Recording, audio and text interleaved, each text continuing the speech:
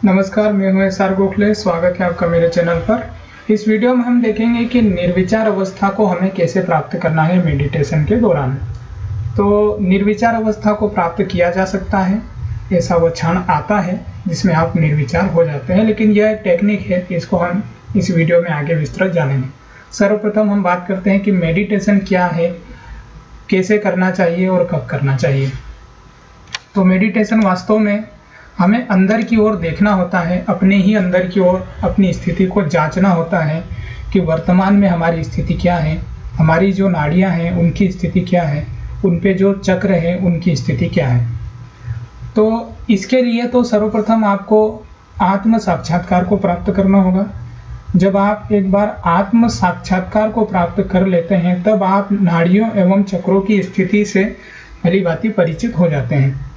तो आत्म साक्षात्कार के लिए आप सहज योग में शामिल होकर उसका लाभ ले सकते हैं। सहज योग बिल्कुल निःशुल्क है और वर्तमान में लगभग 180 से अधिक देशों में निःशुल्क रूप से अपनी सेवाएं उपलब्ध करा रहा है अपने अपने स्तर से। जब मेडिटेशन में आप अंदर की ओर देखते हैं, अपनी जो नाड़ियां होती है, जैसे कि ब्लू रंग में आपको दिखाई दे रही है, ये हमारी भूतकाल को संचालित करती है, चंद्र नाड़ी कहलाती है और हमारे उल्टे भाग में होती है। इसी प्रकार भविष्य की नाड़ी जो होती है हमारी सूर्य नाड़ी कहलाती है, जो दाहिने भाग पर होती है, राइट साइड में। ये दोनों ही नाड़ियां अपने अपने स्थान से निकलती है, जैसे कि चंद्र नाड़ी जो मूलाधार चक्र से निकलती है और आज्ञा चक्र के पास अपना मार्ग बदलकर राइट साइड में आ जाती है, जहाँ पर ईगो क्रिएट होता है, अहंकार जिसको बोलते हैं। इसी प्रकार सूर्य नाड़ी का प्रारंभ होता है स्वादिष्ठान चक्र से। स्वादिष्ठान चक्र से निकलकर जब हमारे आज्ञा चक्र के पास आती है तो वह लेफ्ट साइड में हो जाती है और यहाँ पर सुपर ईगो क्रिएट होता है, प्रति अहंकार जिसको बोलते हैं। प्रति अहंकार और अहंकार नाम के ये दो बलून हमारे माइंड में क्रिएट होते हैं। इनकी हवा निकालना बहुत ज़रूरी होता है और मेडिटेशन में ही आप इसको कर सकते हैं। इसके बिना आपको जो आध्यात्मिक उन्नति का मार्ग है वो आपका नहीं खुलेगा। इन दोनों बलूनों की हवा निकालना बहुत आवश्यक है। तो ये था, अपने अंदर की ओर देखना ही मेडिटेशन है। कब करें मेडिटेशन? सुबह या शाम कभी भी कर सकते हैं, दोपहर में भी कर सकते हैं, कहीं पर भी कर सकते हैं, धूप या छाँव, जैसी आपकी इच्छा वहाँ आप कर सकते हैं। किसी प्रकार का कोई आडंबर इसमें पालना नहीं है और ना ही कोई संशय रखना है। प्रारंभ में जब भी आप मेडिटेशन करें तो सबसे पहले आप 10 मिनट के लिए बैठें। उसके बाद दिन प्रतिदिन आप जब इसकी आदत बन जाती है तो धीरे धीरे इस अवस्था को आगे बढ़ाएं। समय का जो है अवधि उसको आगे बढ़ाएं, 15 मिनट, 20 मिनट और अधिकतम 1 घंटे तक आप मेडिटेशन करें। 1 घंटे के बाद मेडिटेशन करना ज़्यादा लाभप्रद नहीं है, क्योंकि वास्तव में मेडिटेशन का जो लाभ होता है वो प्रारंभ के ही 10 मिनट में आपको मिल जाता है। उसके बाद आप अपने अंदर की ओर देखते हैं। जो बात का समय होता है आप अपने अंदर की ओर देखते हैं और अपना जो दोष है, चक्रों में, नाड़ियों में कोई रुकावटें हैं, बाधाएं हैं, तो उनको आप दूर करते हैं। और जब आपके अंदर ये तीनों नाड़ियां और 7 चक्र जब जागृत हो जाते हैं तो आपके तालु भाग पर कुछ ठंडा ठंडा महसूस होगा, ठंडी ठंडी हवाएं महसूस होगी। अपने दोनों हाथ की हथेलियों पर भी आप महसूस कर सकते हैं। जब आप हथेली उठाकर तालु भाग से ऊपर 2-3 इंच ऊपर आप उठाएंगे, रखेंगे, तो आपको प्रतीत होगा कि तालु भाग से कुछ ठंडी ठंडी हवाएं निकल रही है और आपकी हथेली में टच हो रही है। जैसे आप राइट हैंड से भी चेक करें, लेफ्ट हैंड से भी चेक करें, आपको अनुभूति होगी इस चीज़ की।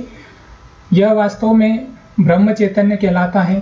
परमात्मा की प्रेम की शक्ति इसी को कहा जाता है और यह सारे संसार में समान रूप से प्रसारित है।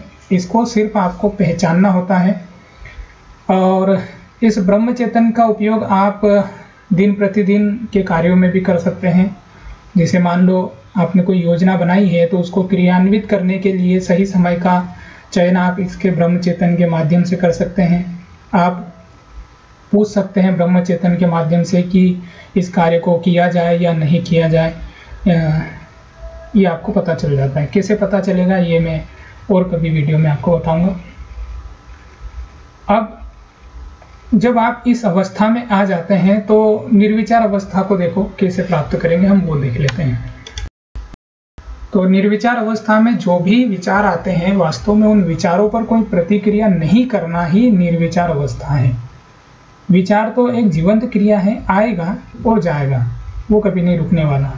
लेकिन अगर कोई विचार आया और उस पर आपने कोई मंथन शुरू कर दिया, तब आप फिर अपनी जो वास्तविक स्थिति है वहाँ से आप भटक जाएंगे। जो मुख्य उद्देश्य है आपका ध्यान की अवस्था में बैठने का, वो उद्देश्य पूरा नहीं होगा। दिन भर आप विचार करो, कोई दिक्कत नहीं, लेकिन जब आप ध्यान के समय बैठे हैं उस समय तो कम से कम उन विचारों पर कोई प्रतिक्रिया नहीं करना है। यही एक निर्विचार अवस्था है।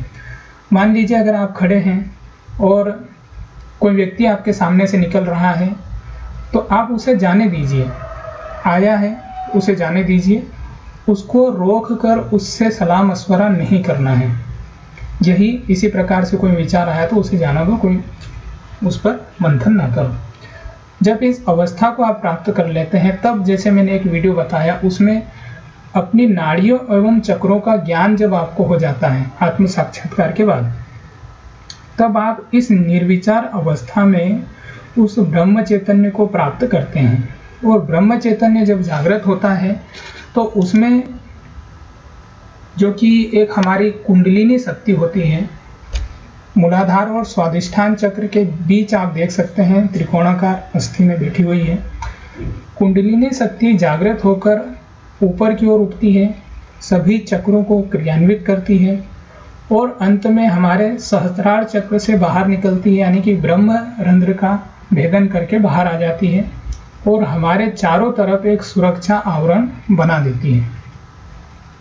इसके बाद जो भी हमारी समस्याएं हैं वह अपने आप दूर होती जाती है, अपने आप हम स्वस्थ होने लगते हैं, अपने आप हमारे कार्य बनने लगते हैं और आपको एक चमत्कार सा प्रतीत होता है कि ये कैसे हो गया। तो ये होता है आप ही के द्वारा होता है, आप ही की शक्ति के द्वारा होता है। जो त्रिकोणाकार अस्थि जो है उसमें बैठी हुई शक्ति माँ आदि शक्ति का स्वरूप होता है और हमारे हृदय में जहाँ पर शिव पार्वती विराजमान है लेफ्ट साइड में, वहाँ पर हमारा आत्मा स्वरूप है जो कि साक्षात शिव का ही तत्व है। और विभिन्न चक्रों पर ये जो बाकी चक्र हैं इन पे हमारे जो अन्य देवी देवता हैं बैठे हुए हैं। इसमें एक महत्वपूर्ण चक्र है जो कि स्वादिष्ठान चक्र है, जिस पर भविष्य नाड़ी है। भविष्य नाड़ी का निर्माण यहीं से होता है। यह जो स्वादिष्ठान चक्र है हमारी नाभि के आसपास पूरा चक्कर लगाता रहता है। अगर ये चक्कर नहीं लगा रहा है तो इसका मतलब यह है कि आप सिर्फ एक ही तत्व पर टिके हुए हैं। दूसरी भाषा में अगर मैं कहूँ कि जो विश्व के 10 धर्म हुए हैं, 10 धर्म गुरु हुए हैं, वो हमारे नाभि के चारों तरफ वॉइड में बैठे हुए हैं, यानी कि भवसागर में ही स्थित हैं। अब इनमें से यदि हम केवल एक ही धर्म गुरु को मानेंगे तो यह स्वादिष्ठान चक्र एक ही जगह पर स्थिर रहेगा और बाकी फिर जो चक्र है, बाकी जो धर्म गुरु है वो सुप्ता अवस्था में बैठे हुए हैं। कुल मिला के ये उसी प्रकार से देखा जाए कि आपको अगर परमात्मा के साम्राज्य में पहुंचने की नागरिकता हासिल करना है तो उस नागरिकता प्राप्त करने के जो पैरामीटर्स हैं वो सभी आपको फिलअप करना अनिवार्य है। उनमें से अगर कोई भी छूट जाता है या किसी एक बिंदु को आप फॉलो करते हैं तो आपको नागरिकता नहीं मिलना है। कुछ इसी प्रकार से है।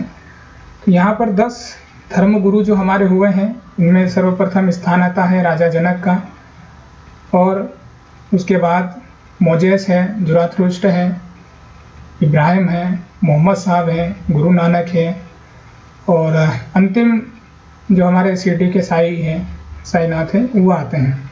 इनके अलावा कोई धर्म गुरु नहीं हुए हैं अभी तक। और अगर हम इनके अलावा किसी अन्य गुरु को अपना गुरु मान लेते हैं तब हमें पेट संबंधी रोग उत्पन्न हो जाते हैं, क्योंकि वास्तव में धर्म गुरु जो है वो 10 हैं। आप अगर किसी एक ही गुरु को मानेंगे तो ठीक है, ये आपकी धार्मिक भावनाएं हैं, लेकिन बाकी का भी अस्तित्व आपको पहचानना है, मानना है। इसका मतलब ये नहीं है कि आप एक धर्म को छोड़कर दूसरे धर्म में चले जाएं, ऐसा कुछ भी नहीं है। और ऐसा भी नहीं है कि आप दूसरे धर्म की जो कर्मकांड विधियां वगैरह हैं वो फॉलो करने लग जाएं, ऐसा भी बिल्कुल नहीं है। आपको सिर्फ उनके होने मात्र का वो होना चाहिए कि हाँ ये चीज़ है, उनके अस्तित्व को स्वीकार करना है।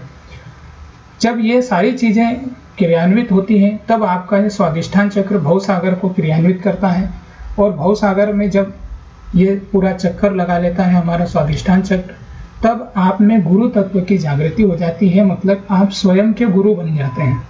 आप जितने भी धर्म गुरु हुए हैं उनका आशीर्वाद आपको मिलने लगता है, उनकी शक्तियाँ आपको मिलने लगती है, क्योंकि अब आप स्वयं के गुरु हो गए हैं। किसी से पूछने की आवश्यकता नहीं है, किसी के पास जाने की आवश्यकता नहीं है। इसी प्रकार इन चक्रों पर भी देवी देवता विराजमान हैं। ये जो देवी देवता जिनको आप मंदिरों में खोज रहे हैं, मंदिरों में नहीं है, वास्तव में आप ही के अंदर बैठे हुए हैं, और इनकी अनुभूति आपको स्वतः हो जाती है जब आप आत्म साक्षात्कार को प्राप्त करते हैं। तो यह था निर्विचार अवस्था को प्राप्त करना। आशा करता हूं कि आपको इसमें कुछ सीखने को मिला होगा।